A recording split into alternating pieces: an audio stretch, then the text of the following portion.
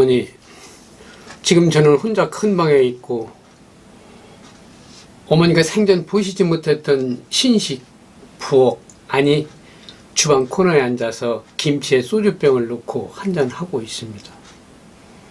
어머니가 매일 아침 군부를 지피시던 매캐한 연기가 나지도 않고 타닥타닥 솔까지 튀는 소리도 나지 않는 그야말로 호텔 같은 주방입니다. 부엌입니다. 어머니, 이 집이요 12억 간대요. 어떤 사람은 15억 간다고 돼요. 아들 이만하면 갑성이 부자 됐지요? 15억이면 우리가 살던 고향 그 동네는 돈 50마디기도 더 살 터인데요. 우리가 가난해서 돈 한마디기도 없었다던 어머니의 한탄을 듣고 자란 저 아닙니까요? 어머니가 절 가르치신다며 무조건 서울로 오셔서 사골세에 좀 형편이 피어 전세방만 평생을 사셨던 우리 어머니가 오늘따라 너무 생각이 나네요. 술을 먹으면 안 되는 건강이라며 잔소리하는 집사람은 친정 어머니 병 수발하러 사나흘 있다가 온답니다. 어머니가 그렇게도 예뻐하시던 손자 녀석은 제대하고 취직도 못하고 편의점 알바를 갔습니다. 그래서 저 혼자 이렇게 궁성을 떨고 있습니다. 어머니, 며칠이면 어머니 기구인데 오늘 어머니가 불현듯 보고 싶어 혼수를 하고 있습니다. 어머니, 너는 친구 하나 없이 술 먹냐? 이렇게 물어보시려고요? 아닙니다. 어머니께서는 모르시는 전염병이 온 나라를 뒤덮고 있습니다. 그래서 나가지도 못하고 집에서만 있어야 된다네요. 너 갑성아, 술 좀 그만 마시거라. 네 댁이 그렇게 싫어하는 술을 뭘 맨날 먹고 들어오냐? 하시던 젊은 시절의 어머니, 그 나무라시던 얼굴을 떠올리면서 말입니다. 어머니, 이 그림을 보니 꼭 옛날 고향을 등지고 떠나셨을 어머니가 상상이 됩니다. 아마도 이런 모습으로 고향을 떠나셨겠죠. 저를 업고 어디로 가십니까? 아마도 마을을 떠나시는 모양 같습니다. 전쟁이 끝나서 살기 힘든 시기인데 아이를 업고 눈물을 훔치며 정들게 살았던 마을을 뒤로 하신 채 떠나셨던 어머니, 아마 울고 계신 듯합니다. 그래서 간 곳이 충청도 조치원이었나요? 등에 업혀 아무것도 모르는 저 아이가 꼭 저처럼 보입니다. 아니, 저라고 생각되어지는 밤입니다. 아버지가 돌아가시고 좌판이며 식무살이며 굳은 일 마다 않고 저를 가르치겠다는 마음 하나로 대학까지 보내겠다는 억척스러운 어머니의 바램을 지키지 못하고 대학도 못 가고 천방지축 방황하는 저를 남겨놓고 쓸쓸하게 돌아가셨습니다. 그 흔한 유황원에도 못 모셨던 그때가 참 원망스럽습니다. 어머니, 제가 마련한 이 집 15억도 넘는답니다. 어떤 사람 이 집을 보시지도 못하시고 제가 살던 전셋집에서 돌아가신 지 벌써 16년이 넘는가요? 어머니, 제가 초등학교 다닐 때는 그래도 가게방을 하시어 헛부스러기 사탕은 다른 애들보다 많이 먹고 자란 것 같습니다. 너는 커서 꼭 국민학교 선생님 나가라 하며 기가 닳도록 하셨는데 저는 그 말 안 듣고 강아지처럼 뛰어만 다니는 저를 보고 저놈은 띠가 개띠라 그랬단 게 하시며 제 팔자를 미리 예단하신 것 같습니다. 그래요 어머니, 전 개처럼 이리 뛰고 저리 뛰고 주인에게 충성만 하는 개처럼 살았나 봅니다. 그랬으니 철공소 주인이 철공소를 저에게 물려주고 간 거 아닌가요? 그 덕분에 철공소에 열심히 일해가지고 평생을 쇠만 막 이렇게 두들겨 패대는 공들이가 되어서 살았으니까요. 지금 어깨가 아파서 병원약을 서너 가지도 더 먹고 있습니다.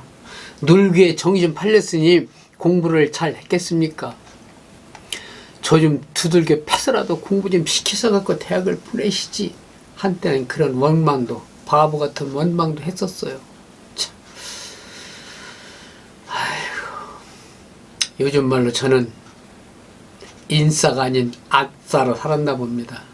초등학교 6학년 졸업을 앞두고 우리는 또요, 뺑뺑이를 돌리는 날을 맞이했었죠. 공부를 못하는 저에게 참 좋은 제도였습니다. 중학교에 가려면 시험을 쳐야 되는데 갑자기 추천판을 획 돌려서 번호가 동그랗게 나오면 그 번호에 쓰여있는 중학교로 입학을 했으니 공부 못한 저는 참 다행이라고 생각했지요. 무척 혼란스러웠습니다만 우린 재밌었습니다. 요즘은 초등학교에 어린 애들도 집에서 학교 다닌답니다. 어머니는 모르시겠지만 컴퓨터에 담임선생님이 나와서 가르친대요. 그걸 온라인 수업이라고 하는데요. 그렇지만 저는 행운아였지요. 왜냐고요? 고등학교도 또 재수줍게 뺑뺑이로 배정받아가지고 하는 세대에 태어났으니 공부 못하는 저에게 얼마나 다행스러운 일인지 그때 저는 행복했거든요. 지금 생각해보면 그 제도가 저를 대학에 못 가게 만들었는 일은 아닌가? 그런 생각도 해봅니다. 저희들이 입학생이 하도 많아서요. 대학 시험 때는요. 경쟁률이요. 장난이 아니었습니다. 웬만큼 공부해서는 대학 가기 힘들었어요. 저는 당연히 떨어져서 아예 취직을 했잖아요. 철공소로. 그 덕택에 돈 좀 벌어서 쬐끔 모아서 이 아파트를 사긴 샀는데 융자를 너무 많이 받아서 앞으로 살아가기가 너무 힘들게 생겼습니다. 올 6월부터 세금을 엄청 많이 내야 된다는데 집 한 채 가진 제가 무슨 죄가 있습니까? 누가 집값을 올려달랬나요? 전 이 집에서 평생을 살려고 장만했는데 그렇게도 못하게 생겼습니다. 편히 한 번 살아보려고 했는데 다 틀려버렸습니다. 그래도 사람들은 집값을 오르기만 바라고 있습니다. 한 채 가진 사람은 올라봤자 아무 의미가 없거든요. 내 집만 오르나요? 남의 집도 올랐고 아들 장가라도 보내려면 전세 사는데 조금 보태주려면 너무 비싸서 틀렸어요. 그 녀석 결혼시켜서 내보야 하는데 전셋집도 못 갈 판입니다. 비비님들 제 말이 어떻게 들리십니까? 청년 2030은 집이 없고 돈 많은 사람을 제외하고 대부분 나이 먹은 사람들은 달랑 집 한 채가 대부분입니다. 집값이 오른다고 몇 년 전엔 좋아라고 포차도 자주 가고 시간만 가면 오르는 내 집이 너무 좋아 혼자서 덩실 춤까지 췄었습니다. 나도 10억대 부자다. 부자라고 하면서 거들먹거리는 심정이었죠, 솔직히. 그러나 요즘 행복하지 않습니다. 오르면 뭐합니까? 집 한 채 달랑인데 올라봤자 세금 폭탄이 기다리고 그게 싫어서 팔려고 내놔도 세금이요. 살려면 또 내 집보다 더 올라 사기 힘들고 이러지도 저러지도 못하고 골칫덩어리인 내 집이 변해버렸습니다. 무리해서 5억이나 얻었는데 고정수입도 없이 덜컥 일 저질러 놓고 세금에다 종부세다 재산세다 머리 터지게 사는 내 생활을 내가 만들었으니 이게 바로 거지집, 집거지, 하우스푸어라는 것을 실감하고 있습니다. 설상가상 아내마저 병을 얻어서 병원비도 막 내고 아들놈 장가도 보내야 되는데 한 푼도 보태주지 못하게 생겼고 애비가 되었고 그런 애비가 능력 없고 누구에게 손 벌리기도 어려운 이 시대에 참 별 거지 같은 꼴을 한 내 자신이 죽고 싶을 정도로 처참합니다. 은퇴 후에 직장이라고 다니던 것도 코로나로 인해 잘리고 술 먹는 자리에 서면 친구들이 부러움을 샀던 2, 3년 전 친구들은 자네 참 대단해요. 5억이나 얻었다며? 그 말에 우쭐해서 객기로 술값도 그냥 팍팍 냈던 지난 날의 호기도 이젠 바보 천치 지졌다는 생각이 듭니다. 이제 6월이면 밀려올 껑충 뛴 세금도 생각만 해도 머리 터져서 대지 팔고 지방으로 내려가면 빚 갚고 예전으로 돌아갈 듯한데 어디로 가야 하나를 가지고 또 고민이 됩니다. 가면 뭐합니까? 직장이라도 구하려면 서울에 가야지 읍소재지에 기농 기촌밖에 더 있나요? 이 나이에 노동으로 버틸 수는 없습니다. 소도시로 내려가면 아무도 없는 그곳에서 일자리를 구하기는 여기 서울보다 훨씬 쉽진 않은 것 같고 정말 이러지도 저러지도 못하는 신사가 된 제가 정말로 미치도록 후회한다는 말, 이제 정말 행복하지 않습니다. 그렇습니다, 비비님들. 58년 세대 누구도 겪어보지 못한 청년 세대를 살았고 다시요 수많은 새로운 변화의 노선을 사는 첫 세대가 58년 개띠입니다. 이렇게 58년 개띠들은 또다시 부동산에 걸려서 또 고생의 길에 들어서게 되었습니다. 물론 돈이 여유 있고 혹여 집 2채, 3채 갖고 있는 사람들은 기분 좋지요. 살만하지요.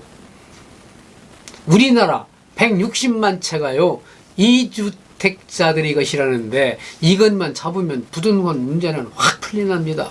문제 텔레비전에서 어느 지사들이 막 그런 얘기 좀 했어요. 집으로 돈 버는 한국은 없어질 거라는 어느 분의 기사 제목, 그것도 참 신선하게 들렸습니다. 결론은요, 노생활 잘 하시려면 무리하게 집을 사지 말라는 얘기입니다. 결론은. 너무 길어요, 지금. 피곤하신데. 노생활 잘 하려면 무리하게 투자하지 말라는 얘기예요. 오늘은 이쯤에서 마치고요. 다음 영상은 58년 개띠들이 고등학교 다닐 때의 이야기를 말씀드려 보겠습니다. 그때 당시에 어떻게 개띠들이 컸는가를요. 비비님들. 다음 영상에서 뵙겠습니다. 네, 감사합니다.